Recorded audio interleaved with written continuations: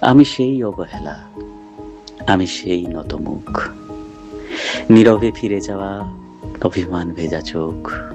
আমাকে গ্রহণ করো। উৎসব থেকে ফিরে যাওয়া আমি সেই প্রত্যাখ্যান, আমি সেই অনিচ্ছা নির্বাসন, বুকে নেয়া ঘোলাটে চাঁদ। আমাকে আর কি বেদনা দেখাবে? তপ্ত সীসার মতো পুড়ে পুড়ে একদিন কঠিন হয়েছি শেষে, হয়েছি জমাট শিলা।